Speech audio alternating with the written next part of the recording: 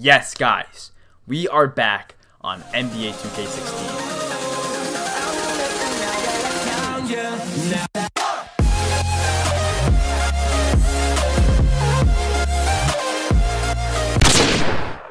Yo, what's good, guys? Peter here. We are back on the best 2K of all time, NBA 2K16. You guys are gonna see in this video how many amazing things 2K16 had. Of course, make sure you drop a like down below. Let's try to hit 2,000 likes on this video, and let's get right into it. So you guys can see we're in Sunset Beach. This park was so nice. You know, the colors were amazing. It was in this like water park thing. It had this volcano water slide shark tank thing.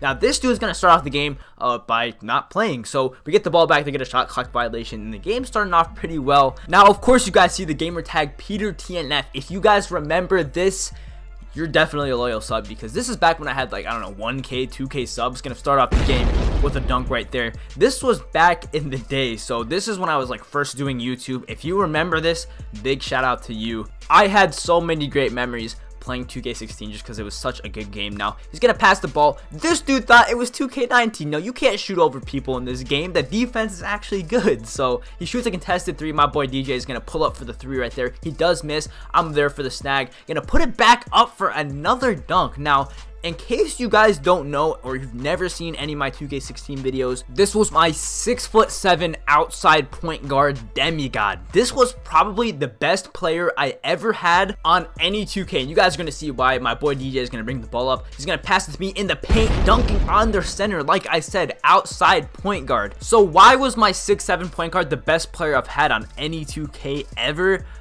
Probably because 2K16 is the only 2K I've played that didn't have archetypes. I played a little bit of 2K15. DJ is gonna pull up for the three and hit that one, so it's 9-0. I played a little bit of 2K15 though. I barely remember it. I played like 3 park games, probably like a handful of park games, right? So this was really my first 2K playing park. DJ is gonna get the block right there. The ball's gonna go out of bounds. And because this game did not have archetypes, your players could do everything. If you were good at the game, you could do absolutely everything. It's not like you were limited to just dribbling or just making threes or whatever. All you had were these scoring styles, which was outside, inside, and balance. Mine was an outside, but an outside player in this game was not what like a pure sharp is in 2K19. It is so different. I'm going to be wide open for another dunk right there. Keep in mind, I'm still on my outside point guard. So an outside point guard in this game, 6'7", he could speed boost. He could definitely play defense, even though that I did not get that passing lane steal. I still managed to not get passing lane steals. I don't know why. I just tip it right back to the other team. But not only could he dribble and shoot and play defense, he could dunk. Yo, this player could really dunk. You could have pretty much every dunk package on him. Like even my play sharp in 2K19, I still have like all of the basic dunk packages. I can only put like 5 of them on. This player could dunk. You guys can see in this video. You guys have seen him in the past. And finally, he could snag. You guys can see getting that right there, even though I do lose the ball. But I decided to upgrade rebounding on him instead of inside scoring. So I maxed out rebounding, and I was snagging on every center. You guys have probably seen that before. So he could really do everything. And I really missed this type of play style with players that can do everything instead of just a pure sharpshooter now who literally just wiggles behind screens and shoots contested threes. I love the way this worked because there's a number of things. You guys can see my boy Rude's going to do that post speed boost that everybody used to do. But why was 2K16 the best 2K of all time, and why has 2K not been able to surpass it for 3 years? You know, 17, 18, 19. I mean, maybe 19 could be better than this game. I don't really know. I mean, when the game first came out, I was like, yo, this game could actually be better than 16. But I don't know. With the way it's been going lately, you know, all the stretch big shooting over people, you guys all know, man. I don't know about that anymore. 2K19 is still a really good game, but I don't know if it's going to surpass this. Why was this game so good? I think the biggest factor was just the archetypes. There were no archetypes in this game. So the whole, I guess, ecosystem of the game was completely different. But you guys are going to see pulling up for that three. You know, I was Peter with the heater back then as well on my outside point guard. But yeah, it changed the whole way the game worked, because it wasn't about, yo, what build do I make? What's the best build? Best this, best that. If you were a competitive player in 2K16, by the end of the year, you either had an outside point guard or an outside center, because those were clearly the 2 best builds. And making a build wasn't like you have to get all these Hall of Fame badges, this and that. It was not nearly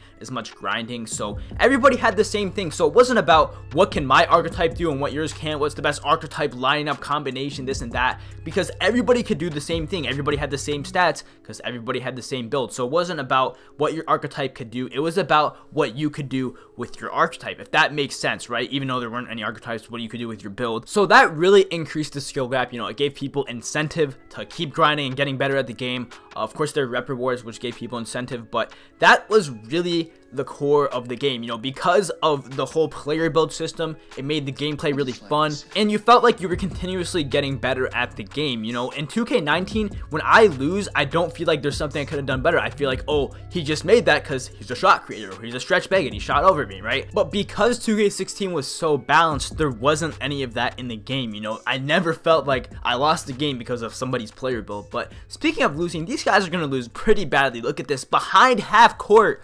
You already know that's gonna go in, yo. This game was so fun. 21-10, twice as many points as their team, man. That's really sad, but that is just the first game. You guys already know, man. We had to switch things up. We had to hit up Rivet City. This is probably my favorite 2K park of all time, the new Rivet City from NBA 2K16. This was a completely new park. Now, I like how 2K19 has all of the park events and the park constantly changing. I guess you could say, as you guys can see, get that assist right there. I guess you could say that it was like 30 parks, or is 30 parks in 2K19, but the background doesn't change, right? The courts change. I like that. There's a lot more of them, but the background is all the same. You know, a new park in 2K16 was a completely new park, a completely new environment. Like this park we got in the middle of the year, and it was literally on top of a skyscraper.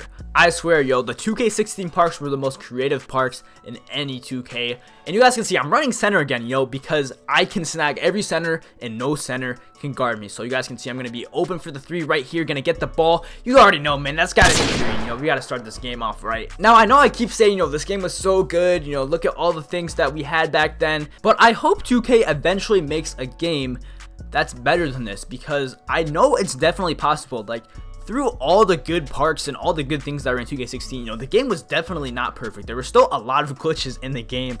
I don't even want to go through all of them. Maybe I will in a future video, but yeah, this game could have still been better, and I know 2K can make a better game. How do they do that? First, take out archetypes. I mean, I don't know why. Like, 2K19 definitely had the potential, even with archetypes, when the game first came out. I think what ruined it, you guys can see pulling up for another three right there.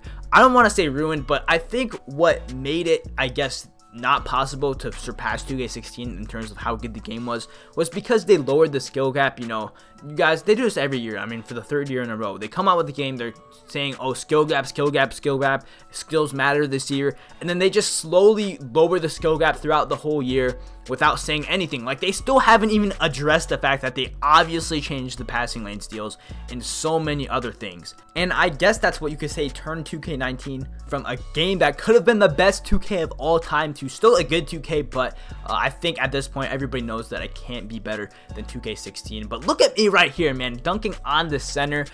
Definitely you would not see a pure sharp doing that. And well, maybe, I don't know, probably not in 2K19 though, definitely not that fast. But a skill gap is really important in a 2K game because it gives people something to continuously play for, right? Obviously I'm way better at 2K now because this was my first year playing Park. 2K19 I guess is my fourth year, which is crazy to think about. But if I do pretty much everything right and still lose a game because of some RNG or some overpowered archetype, that's 2K not rewarding people for being good. You know, that's a skill gap, and that discourages me to keep playing because I don't feel like I'm getting better playing. I guess losing to some RNG. And then on top of that, you know, 2K just being 2K, the things they do, like giving us the rec center and then actually just being pro-am walk-on, or I don't know, saying that we have a new rep system just for Park this year, but you get no rewards from it, or having to take 5 times to join somebody's Park, or not seeing your own win streak, or just little things that they do to the game. Like, obviously you're gonna have mistakes, but that they don't fix, that really does make the game worse. As you guys can see, I'm gonna hit him with that Jamal Crawford and game it right there. But let me know what you guys think in the comments. Do you guys think 2K will eventually make a game